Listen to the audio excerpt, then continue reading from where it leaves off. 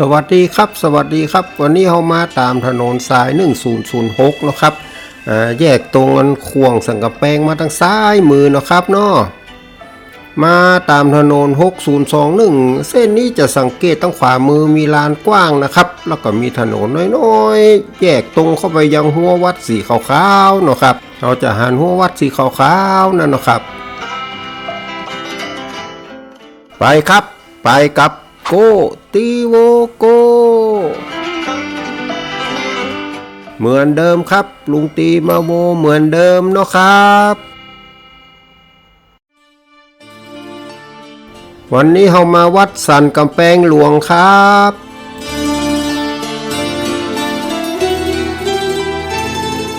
เข้ามาตามถนนด้านนี้นะครับจะหันป้ายชื่อวัดแล้วก็สิงกู้2ตนอยู่บนหัวเสาวัดนะครับตรงนี้ก็จะมีถนนซื่อเข้าไปในวัดพุ่นนะครับแต่เฮายังบอกไปทางนี้เนาะประตูตะกี้นี่ก็เป็นทางวันตกครับซึ่งน่าจะเป็นทางหลังเนาะเฮาลงมาทางวันออกนะครับซึ่งน่าจะเป็นประตูทางหน้านะครับทางนี้เนาะจะหันว่าทางหน้าก็มีสิงกู้เหมือนกันนะครับเสาประตูนั่นนะครับแล้วก็มีประตูเล็กรอบ้านเลื่อนเป็นหูมังกรนะครับเข้ามาทางซ้ายก็มีสนามหญ้าทางขวาเป็นศาลาอเนกประสงค์ครับเตียวเข้ามาจนสุดต่างเตียวนี่ก็จะเป็นพระวิหารทรงล้านนาหลังใหญ่นะครับบ่มีหูปปั้นมะกรไข่หน้าเป็นห้าบันไดเนาะหน้าบานวิหารเปิ้นตกแต่งด้วยปูนปั้นเป็นลายกระนกนะครับโอ้เป็นเครือกระนกจัดงามเลยครับบริเวณรวงพึ่งตรงกลางสองข้างซ้ายขวาอย่างก็ทำเป็นเส้นยักษ์แหลมๆนะครับบ่อันบ่มีเป็นเหมือนหน้าโคดอะไรอย่างกุฏินะครับอันนี้เปิ้นทำเป็นแหลมๆนะครับเนาะเป็นยักษ์นะครับคล้ายๆกับอันเส้นสินเทาเนี่ยนะครับ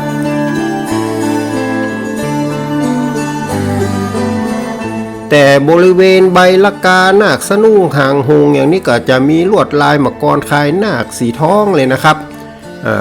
เป็นนาคของเปิ้นนี่กอยดีๆจะรู้สึกว่ามันมีมิตินะครับเปิ้นทำเป็นนูนๆไว้เนาะบางที่เปิ้นทำเป็นแบนๆใส่กระจกนะครับแต่อันนี้เปิ้นทำเป็นนูนๆขึ้นมาสักหน่อยนะครับดูมีมิติมีความลึกนะครับอันนี้ก็น่าจะเป็นของใหม่ที่เปิ้นแปลงขึ้นมาเนาะส่วนลายแนบข้างนั้นเป็นลายกระนกเปี่ยวประกอบมันหัวนาคนะครับลักษณะก็คล้ายๆกับมันลวดลายกระนกของทางภาคกลางนะครับเพราะว่ามันเป็นเปียวแหลมเนาะถ้าเป็นลายของบ้านเฮานี่มันจะเหมือนลายผักกูดนะครับมันจะมนหน่อยมันบานแหลมนะครับ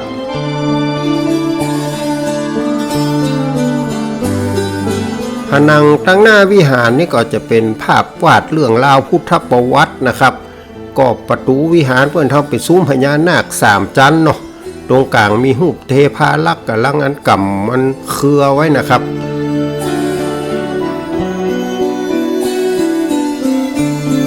เอามากอยประตูตั้งข้างก่อนนะครับวิหารเปิ้นมี3ประตูครับประตูข้างนี่ก็ประตูเปิ้นทำเป็นซุ้มใบเสมาหางหงนะครับเป็นใบเหมือนเสมาแล้วก็มีหางหงขึ้นไปลวดลายก็เป็นปูนปั้นส่วนบานประตูนี่เป็นประตูไม้ใจลวดลายแต้มทองเป็นรูปหม้อปุรณะคตะแล้วก็อันเป็นปื้นสีดำครับเอามาพอตัดอันประตูหน้าเปิ้นเห็นกั้มเนาะครับประตูกลางนี่เปิ้นอันเป็นลวดลายรดน้ำรูปน่าจะเป็นพระนารายณ์นะครับเพราะว่าเปิ้นถือตีศูนย์อยู่เนาะแล้วก็กำพระขันด้วยครับยืนบนแต้นมีฤาษีแบกอยู่ตั้งลุ่มเนาะ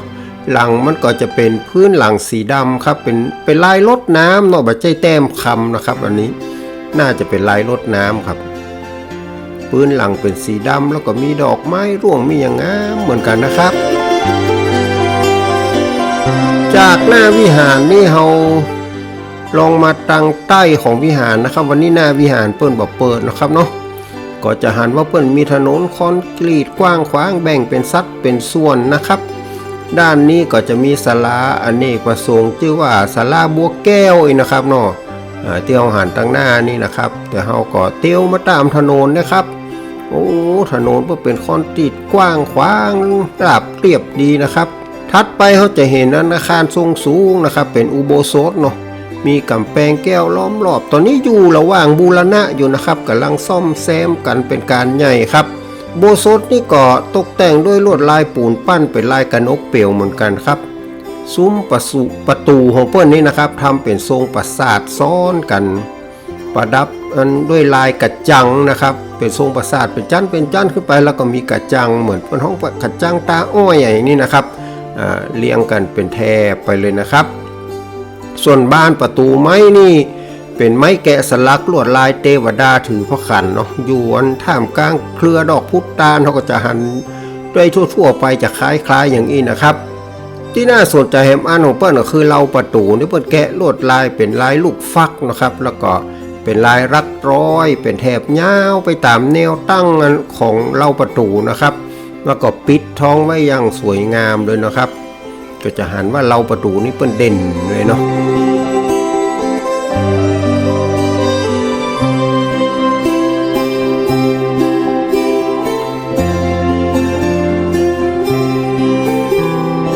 จากตั้งหน้านี่เราลองเตียวมาดูตั้งข้างนะครับเราก็จะหันว่าตั้งข้างของเปิ้นนี่ก็บานหน้าต่างอย่างเปิ้นก็มีลักษณะเหมือนกับประตูนะครับแต่ว่ามันเป็นช่องหน้าต่างบ่ได้แต่ลักษณะโดยทั่วไปคล้ายๆกันนะครับ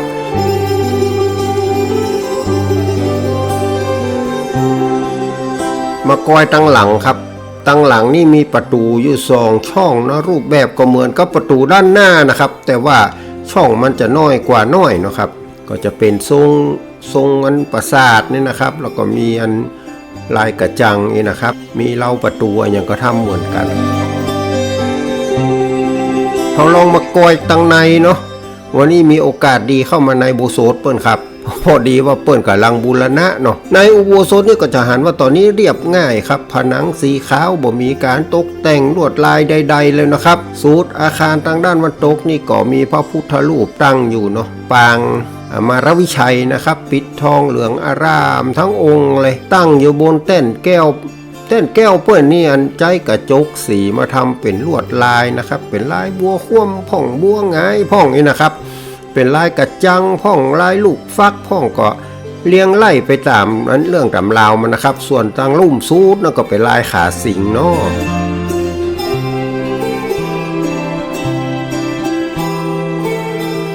เขาจะเตียวออกไปก่อนนะครับพอดีเปิ้นกำลังซ่อมแซมบ้านประตูเปิ้นนี่ก็จะเป็นไม้แกะสลักแบบนูนต่ำนะครับแต่ว่าลวดลายที่เปิ้นแกะนั้นรู้สึกว่าจะมีความลึกมีความโค้งความนูนอย่างนักนะครับก็ทำให้เกิดแสงเงาชัดเจนก็ดูสวยงามเลยนะครับจากโบสถ์นี่เขาก็เตียวต่อนะครับ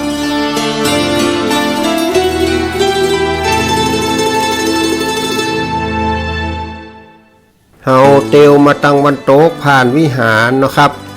เขาก็ง่อยไปดูวิหารน้อยก็จะหันว่ากรอบหน้าต่างของวิหารเนี่ยเปิ้นทำเป็นใบเสมานะครับเป็นซุ้มทรงใบเสมาแล้วก็ตัวบานหน้าต่างของเปิ้นนี่ก็เป็นลายแต้มคำนะครับจัดงามนะครับเป็นลายหน้าการแล้วก็มีเครือเถาขึ้นไปทางบนพุ่นเนาะแต่ปื้นนี่เป็นสีดำนะครับไม่ใช่สีแดงเนาะปื้นของเปิ้นเป็นสีดำเตียวมาจนสุดวิหารครับมาตั้งหลังวิหารนี่ก็มีประตูตั้งเข้าเป็นซุ้มทรงใบเสมาเหมือนหน้าต่างครับเหมือนกับหน้าต่างเลยนะครับรูปลักษณะทั่วไปแต่ว่าเป็นประตูเนาะต่างเข้าออกของพระเจ้า2ด้านนะครับแล้วก็ตรงข้ามกับหลังวิหารนี่ก็จะมีกลุ่มพระพุทธรูปประจำวันเกิดนะครับตั้งแต่วันจันทร์อังคารอย่างนี้นะครับแต่มีรูปปั้นอยู่ตรงหน้านี่เป็นตู้เจ้าอยู่องค์นึงครับเป็นรูปหล่อของหลวงปู่ล่าตาทิพย์นะครับเปิ้นก็อยู่ที่วัดปะตึงนะครับมรณภาพไปเมื่อแล้วนะครับอันนี้ถ้าจะเป็นรูปหล่อเต้าองค์จริงนะครับเปิ้นมีชื่อกำกับไว้เซตนะครับว่าหลวงปู่ล่าตาทิพย์นะครับเนาะมาไหว้สาที่วัดนี่ก็ได้ครับสันกำแพงหลวงนี่นะครับก็ว่าใครจะไปที่วัดปะตึงก็ได้นะครับเนาะ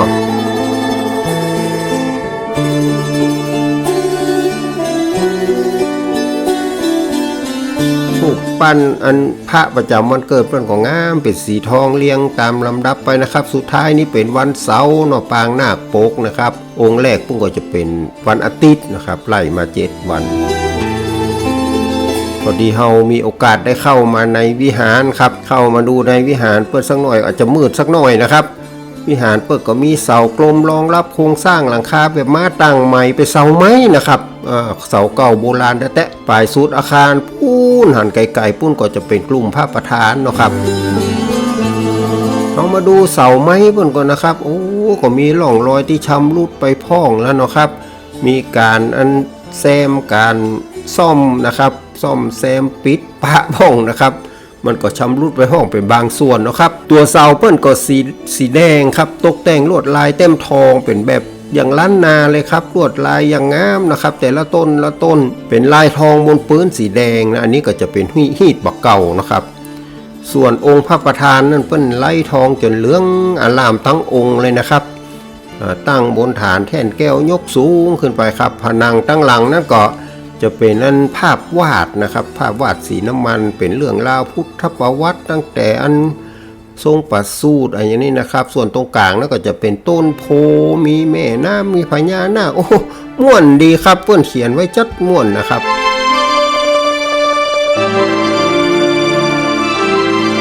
เอามาดูตั้งข้างเนาะตั้งข้างเหมือนกับเป็นแนบข้างนี่นะครับสองด้านเลยจะประดับด้วยไม้แกะสลักเป็นลายก้านโคดนะครับแล้วก็มีสัตว์ประจำปีเกิดปีม้าปีลิงอะไรอย่างนี้นะครับอยู่ตัวเนาะลวดลายก็ดูซับซ้อนอ่อนช้อยนะครับเขียนไปเขียนมาคนแกะถ้าอย่าเมาหัวพวกนะครับแต่ก็งามดีนะครับลายแกะนี่มีถึง2ด้านนะครับตั้งบนก็จะเป็นลายฉลุไม้เป็นหม้อปูละนาคัตตะเป็นช่องสี่เหลี่ยมนะครับส่วนตั้งหน้าของแท่นแก้วพระประธานนี้ก็มีแท่นธรรมาสทรงปราสาทล้านนารูปแบบเป็นแบบเปิดนะครับรูปแบบเปิดแล้วก็ดูเรียบง่ายๆบ่ได้ยั่วเยะอย่างนักครับที่สังเกตก็คือมีบันไดขึ้นธรรมาสเป็นไม้แกะสลักเป็นหูพญานาคมีปีกนะครับดูแข็งแรงบึกบึนด้วยเด้อแต่ว่าก็จัดไว้ในตำแหน่งที่พร้อมใจงานนะครับก้อยขึ้นไปทางบนแท่นธรรมาสเปิ้นนี่ก็จะมีปันซอยนะครับปันซอยแบบของไทยใหญ่ของอย่างนี้นะครับตกแต่งอยู่พ่องเนาะเป็นบางส่วนแต่ก็บนักนะครับมีนิดหน่อยแล้วก็แท่นธรรมาสของเปิ้นนี่ตกแต่งลวดลายนะครับเป็นลายแต้มคำน่าจะมีการบูรณะพ่องแล้วนะครับตั้งในนี่เขาก็ยังหันมีอาสนะมีตลปัดพัดอะไรอย่างอยู่ตรงหน้านี่นะครับก็คาดว่ายังคงเป็นธรรมาสที่ยังใจงานอยู่นะครับหลายที่นะครับที่บ่ได้ใจธรรมาสอย่างไปแล้วมีแต่บ่ได้ใจแต่อันนี้ถ้าได้ใจอยู่ก่อนหน้าภูมิอกภูมิใจนะครับ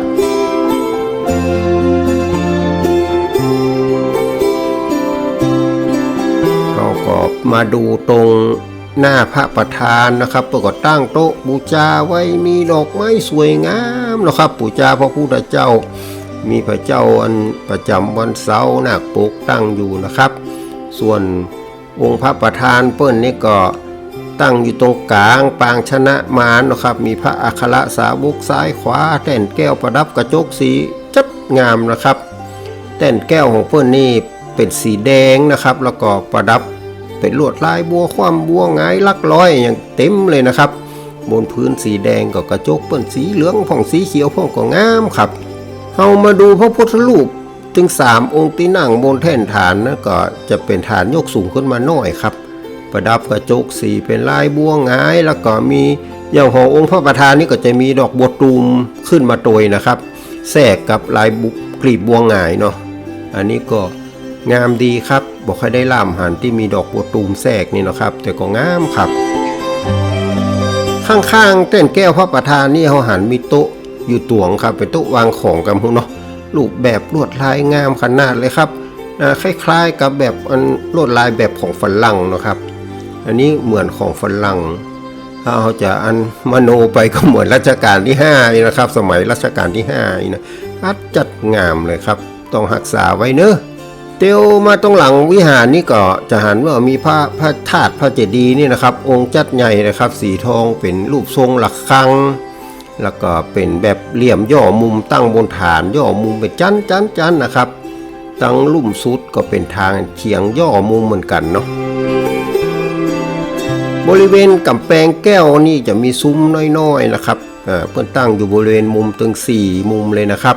มีพระพุทธรูปอยู่ตรงในซุ้มนี่นะครับ แล้วก็ใกล้ๆกันตั้งอันตะวันออกเฉียงใต้นี่ก็จะมีหอเท้าทั้ง4ตั้งอยู่เนาะหอเท้าทั้ง4นี่ก็น้อยๆนะครับบอกค่อยเหมือนที่ไหนเหมือนกันนะเปิ้ลก็แปลงไว้เป็นหอเท้าทั้ง4เนาะเอาไว้ไหว้สาเท้าทั้ง4เท้าจตุโลกบาลนั่นแหละครับนี่ก็จะหันว่ามีซุ้มน้อยๆมีพระเจ้าอยู่พระเจ้าแต่ละองค์ก็บ่เหมือนกันนะครับติดกับกำแพงแก้วด้านทิศใต้นี่ก็จะมีศาลาแบบเปิดเนาะตั้งในมีพระพุทธรูปตั้งอยู่เป็นพระเจ้าทันใจครับอันนี้เป็นศาลาพระเจ้าทันใจของทางวัดพระพุทธรูปนี่ก็ถ้าจะเก่าเมินนานนักแกเหมือนกันก็ครับเนาะแล้วก็ดูแล้วลักษณะน่าจะเป็นศิลปะพม่ามอญอย่างนี้นะครับเราดูได้จากริ้วจีวรของเปิ้ลนะครับจะเป็นจีบอย่างอีเนาะเป็นลักษณะพม่ามอญแล้วก็มีการตกแต่งที่จีวรด้วยลวดลายดอกไม้นะครับมึงจะเอาไปหั่นไปจุดมนเนี่ยก็นึกว่าเป็นลายอย่างนี้นะครับเป็นด่างเป็นดวงที่จริงมันเป็นร่องรอยของการติดลายดอกไม้นะครับเอากระจกมาติดเป็นลายดอกไม้จนเต็มองค์เลยนะครับเต็มจีวรนี่ก็งามแต่ยังมีของเก่าเหลือไว้ให้กอยนะครับมันก็ลุดล่อนไปตามกาลเวลาเนาะโอ้ตอนถ้ายังเต็มองค์อยู่นี่จัดงามครับมีพระพุทธรูปอยู่ทางขวามือนี่องค์หนึ่งนะครับทางซ้ายมือเฮาเนาะเป็นปางสมาธิรูปแบบดูแตกต่างไปนะครับไม่แน่ใจว่าเป็นพุทธสาวกหรือว่าเป็นพระศรีอริยเมตไตรนะครับบางคนเพื่อก็ทำเป็นพระศรีอริยเมตไตรบ่มีอันจิกหัวแหลมๆนี่นะครับบ่มีความเมาลีอย่างนี้นะก็เพราะว่าอันเหมือนกับว่าบ่ได้สำเร็จเตื้อก็เป็นพระศรีอริยะนะครับเป็นพระพุทธเจ้าองค์ต่อไปเนาะผมก็ไม่แน่ใจนะครับจากศาลาพระเจ้าทันใจนี่เฮาเตียวไปตามถนนไปทางมันตกนะครับจะมีอาคาร2ชั้นอยู่ทางซ้ายมือเป็นหอพระไตรปิฎกครับอันนี้นับว่าเป็นสมบัติล้ำค่าของวัดนี้อย่างหนึ่งเหมือนกันนะครับลักษณะของพระไตรปิฎกนี่ก็ตั้งลุ่มเป็นอาคารปูนนะครับส่วนทางบนเป็นอาคารไม้อยู่ตรงกลางนะครับเป็นไม้อยู่ตรงกลางแล้วก็มีตางเตียวสามารถเตียวได้รอบๆอันอาคารไม้ที่อยู่ตรงกลางทางบนนั่นนะครับหลังคาของเปิ้นก่อบุกก่อเบื้องมีหน้าจั่วนะครับใจไม้แกะสลักเป็นลวดลายอย่างงามครับหน้าจั่วเปิ้นแล้วก็ผนังรอบนอกนะครับชั้น2เนี่ยก็จะมีลูกกรงเล็กมีลูกกรงเล็กเป็นผนังด้านนอกก็เรื่องของรักษาความปลอดภัยโดยเรื่องของกันนกกันหนูกันแมงอย่างนี้นะครับเพิ่งก็ทำไว้แล้วก็โปร่งดีตัวครับก็เป็นภูมิปัญญาเจ้าบ้านสมัยก่อนนะครับหอใต้หลังนี้น่าจะเป็นอาคารเก่าโบราณนะครับเพิ่นมีป้ายว่าถูกบูรณะเมื่อปี2527นะครับโอ้ก็หลายปีแล้วเนาะครับผนังชั้นบนเท่าดูหลอดที่ลูกกรงไปก็จะหันว่าเปิ้นมีการตกแต่งลวดลายอย่างจัดงามครับเราก็เข้าไปดูหน่อยครับวันนี้มีโอกาสดีเข้าไปได้ครับจะหันว่าตังลุ่มหมูเปิ้ลนี่ใจเก็บของนะครับห้องตังลุ่มเก็บของเก็บครัวแล้วก็มีวัตถุโบราณบางชิ้นเปิ้ลก็มาเก็บไว้ในนี้เนาะแล้วก็มีขั้นใดขึ้นไปครับเราลองขึ้นไปเนาะขึ้นมาจะหันว่าปืนทางบนเนี่ยเปิ้ลถูกทำเป็นช่องที่เปิดปิดได้นะครับสามารถเปิดขึ้นมาถ้าบัดใจงานก็ปิดเนาะครับก็กันโค่นกันอย่างขึ้นไปได้เนาะผนังห้องเก็บพระไตรปิฎกนี่เป็นไม้นะครับทางด้านนอกนี่ตกแต่งลวดลายแต้มคำนะครับเป็นลายกรอบในกรอบลูกฟักนะครับตังบนนี่มีรูปวานอนนะยื้อเถาวันนะครับแล้วก็แหมข้างก็จะเป็นรูปเทพารักษ์อยู่ในดอกไม้นี่นะครับเหมือนเทวดานะครับเทพารักษ์ก็คือเทวดาแต่ว่าอาศัยอยู่กับต้นไม้นะครับรักษาต้นไม้อยู่ในดอกไม้นะครับก็เป็นเทพารักษ์ก็งามน่าฮักดีนะครับอันนี้เป็นช่องตังบนเนาะส่วนช่องตังลุ่มนะครับตังลุ่มผนังตังลุ่มเป็นลูกฟักเหมือนกันนะครับแต่เป็นช่องใหญ่กว่าเป็นรูปเทวดากำดาบอยู่ระหว่างต้นดอกพุตานนะครับตังลุ่มก็มีไก่มีอย่างนี้ก็น่าจะเป็นอันสัตว์ประจำปีเกิดนะครับส่วนผนังตังเหนือนี่ผมมีการตกแต่งลวดลายแต้มคำอย่างนะครับเป็นผนังเรียบแต่ว่าไปกอยแล้วก็จะหันว่ามีไม้แกะสลักลวดลายซึ่งน่าจะเป็นจั่วโบราณอยู่นะครับ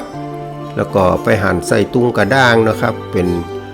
ที่เอาไว้ปูจาหน้าพระเจ้านะครับเป็นของโบราณนะครับรูปร่างจัดงามนะครับรูปร่างแล้วก็ลวดลายแกะสลักของเพิ่นจัดงามมีฐานที่ตั้งด้วยนะครับคงเป็นของเก่าของโบราณนะครับ งามดีเก็บรักษาไว้นี่นะครับนี่ก็มีหมู่ที่เป็นลวดลายไม้แกะสลักของเก่าของเกี้ยเพื่อก็เก็บไว้ตรงบนนี่นะครับเอามากอยลวดลายตังทิศมันออกนะครับตังบนนี่ก็จะหันว่ามีหูกินรีคู่กอดกันอยู่เนาะส่วนตังลุ่มเป็นเทวดานะครับกำดาบนะลวดลายค่อนข้างจะเลื่อนไปนักละครับสำหรับมันตังลุ่มด้านนี้เนาะครับ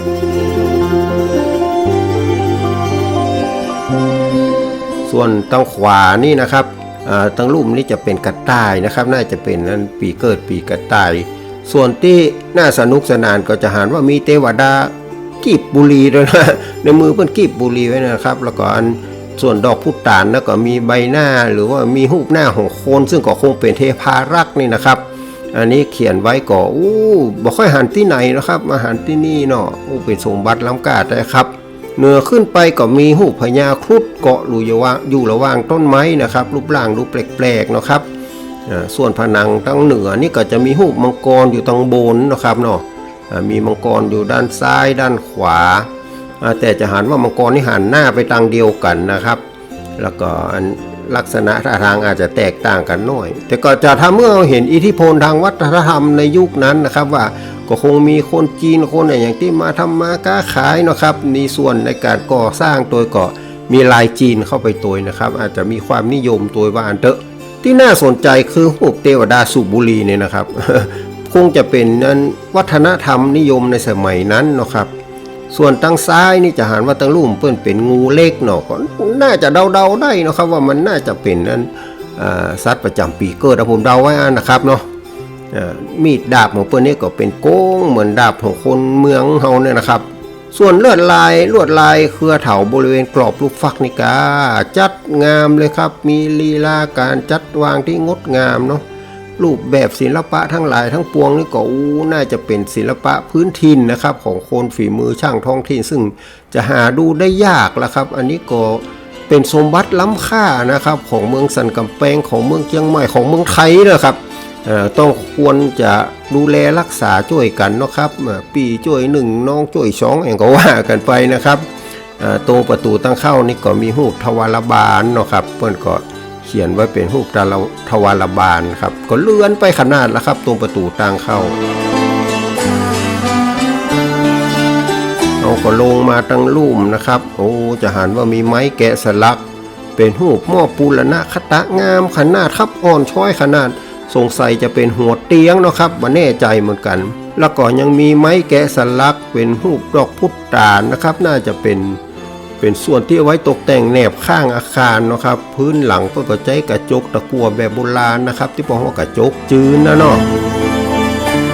นอกจากนั้นก็ยังมีอันไม้แกะสลักเป็นรูปเครือดอกสับปะรดนะครับลักษณะอย่างนี้นะครับอาจจะเป็นเครือดอกสับปะรดไม่แน่ใจว่าเป็นลายที่มันหลุดออกมาจากพื้นหรือเปล่าหรือว่าเป็นลายที่ถูกฉลุถ้าฉลุก็งามไปแหมแบมนะครับเนาะจะหันมีอันกระจกจืนติดอยู่พ่อก็เลยบ่แน่ใจนะครับแต่งามนะครับอ่อนช้อยงดงามมากเก็บรักษาไว้ให้ดีนะครับเนาะออกจากหอไกลมาครับเตียวมาตังเพครับเตียวมาตังเหนือสักน้อยก็จะหันว่ามีหอระฆังมีศาลาทำบุญอยู่ทางซ้ายส่วนทางขวานั่นก็เป็นพระธาตุหรือพระเจดีย์อย่างที่ว่าไปนะครับทรงสี่เหลี่ยมย่อมุมเนาะส่วนมากเขาจะหันเป็นทรงระฆังกลมๆมีหน้ามุกนะครับแต่อันนี้เขาจะหันว่าเป็นทรงสี่เหลี่ยมนะครับเป็นทรงเหลี่ยมไม่ใช่สี่เหลี่ยมนะเป็นทรงเหลี่ยมแล้วก็ทำเหลี่ยมนี่ซ้อนกันมาจนถึงเงินฐานเฉียงตั้งลุ่มนะครับส่วนตั้งมุมนี่ก็มีพระธาตุบริวารแล้วก็สิงโตนั่งอยู่เนาะรูปปั้นสิงโตนั่งเฝ้าอยู่ถึง4มุมเลยนะครับส่วนด้านถึง4ด้านนี่ก็จะมีอันทางเข้าเนาะมีอันทางเข้าบันไดทางเข้าแล้วก็เปิ้นก็ทำเป็นทางเดินไว้โดยรอบอันพระธาตุนะครับสามารถที่จะมาเดินเวียนเทียนอะไรอย่างก็ถ้าจะได้ง่ายดีครับทุกเจ้าอยู่ในคนอยู่นอกเองนะครับบริเวณภายในกำแพงแก้วเนี่ยมีทางเตียวเนี่ยอย่างผมว่านะครับแล้วก็มีบันไดทางขึ้นทั้ง4ทิศเลยเหมือนกับจะต้อนรับผู้คนทั้ง4ทิศนึงมาไหว้มาสาพระธาตุพระเจดีย์ว่าอันเนาะครับออกจากบริเวณกำแพงแก้วของพระธาตุเปิ้นมาเนาะครับ เขาก็จะหันว่าปืนตั้งนอกนี่คงได้รับการถมปูกระเบื้องเนี่ยนะครับก็สูงขึ้นมาหน่อยเนาะสังเกตได้จากตัวเงาราวบันไดนะครับโดนปิดไปเกือบมิดแล้ว เกินกึ่งขึ้นมานะครับอันนี้ก็คงจะเป็นการเสริมให้วัดนี้มีความสะอาดเรียบร้อยนะครับดูแล้วสบายกายสบายใจเนาะก็เป็นที่พักผ่อนกายใจของคนทั่วไปนะครับกำแพงหลวงใหญ่นี่ก็ช่วยทำหน้าที่กั้นภัยอันมาทำร้ายทรัพย์สินอันมีค่าของแผ่นดินได้นะครับฉันใดก็ตามศีลนี่ก็ย่อมเป็นเครื่องกั้นอันสูงใหญ่ของอกุศลนะครับที่จะมาสู่จิตใจของผู้คนก็เพื่อให้สุขอันเป็นทรัพย์อันไพบูลย์ของใจนั้นยังคงอยู่เนิ่นนานโดยอำนาจของศีลนั่นนะครับเนาะสำหรับวันนี้ก็ขอให้ทุกท่านโชคดีมีความสุขครับจากลุงตีโวครับสวัสดีครับ